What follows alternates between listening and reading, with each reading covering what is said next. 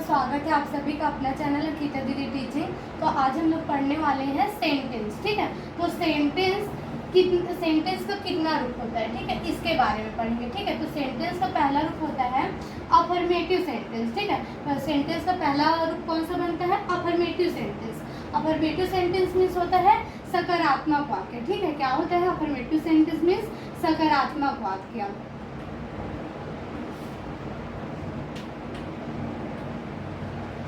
तो सकारात्मक वाक्य का मतलब क्या होता है पता है? जैसे कि ऐसा वाक्य जिसमें क्या और नहीं शब्द नहीं आता है। ठीक है, सीधा सीधा वाक्य बनता है। जैसे कि मैं स्कूल जा रही हूँ, मैं खाना खा रही हूँ, वह स्कूल आता है, वह स्कूल जाता है। इसमें क्या और नहीं शब्द आ रहे हैं क्या? नहीं आ रहा है। ठीक है, मतलब जिसमें सीधा सीधा वाक्य बन रहा है वो कौन सा वाक्य कहलाता है? सकारात्मक वाक्य कहलाता है। ठीक है, और सकारात्मक वाक्य को इंग्लिश में क्या बोलते हैं? अफर्मेटिव सेंटेंस बोलते हैं। ठीक है, अब होता है दूसरा नेगेटिव सेंटेंस। नेगेटिव सेंटेंस को हिंदी में बोलते हैं नकारात्मक वाक्य। ठीक है, क्या बोलते हैं? नकारात्मक वाक्य। ठीक है, नकारात्मक वाक्य। तो नकारात्मक वाक्य का मतलब होता है ऐसा वाक्य जिसमें नहीं शब्द आता है। ठीक है, क्या होता है जिसमें नहीं शब्द आ गया? कौन सा वाक्य कहलाएगा? नकारात्मक वाक्य। ठीक है, जैसे मैं नहीं पढ़ रही हूँ, ठीक है, वह नहीं आ रहा है। तो जिस भी सेंटेंस में नहीं शब्द आ गया, ठीक है, वो कौन सा वाक्य कहलाएगा? नकारात्मक वाक्य कहलाएगा। ठीक है, तो उसको इंग्लिश में क्या बोलेंगे?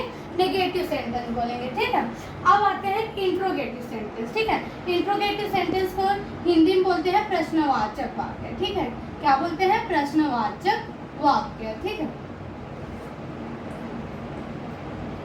प्रश्नवाचक वाक्य का मतलब होता है ऐसा वाक्य जिसके द्वारा क्या पूछते हैं हम लोग? प्रश्न पूछते हैं। ठीक है, तो प्रश्न जिस सेंटेंस के द्वारा पूछते हैं उसको क्या बोलते हैं? प्रश्नवाचक वाक्य। और इंग्लिश में क्या बोलेंगे? Interrogative sentence. ठीक है, तो अब इसको पहचानेंगे कैसे?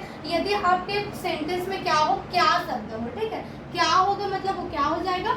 Interrogative sentence. ठीक है, जैसे कि क्या तुम स्कूल नहीं जा रही हो? क्या तुम नहीं आ रही हो? क्या तुम नहीं सो रही हो? ऐसा जब क्या शब्द किसी भी वाक्य में आ गया मतलब वो कौन सा वाक्य हो गया?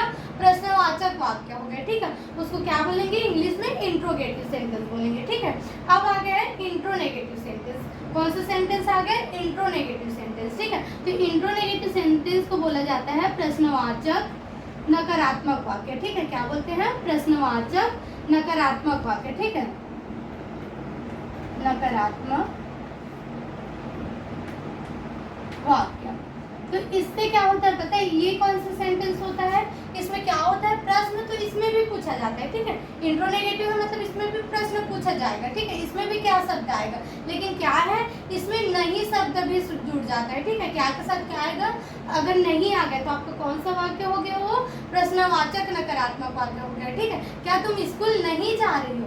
क्या तुम स्कूल नहीं जा रही हो? ठीक है, तो क्या और नहीं दोनों शब्द आ रहे हैं ना, मतलब वो क्या है आपका? प्रश्नवाचक वाक्य। ठीक है, क्या तुम नहीं बता रही हो? ठीक है, तो क्या और नहीं आ गया मतलब वो कौन सा वाक्य हुआ आपका? प्रश्नवाचक वाक्य हो गया। ठीक है, तो आपका इसको इंग्लिश में क्या बोलेंगे हम? इंट्रोनेगेटिव सेंटेंस बोलेंगे। ठीक है, थैंक यू।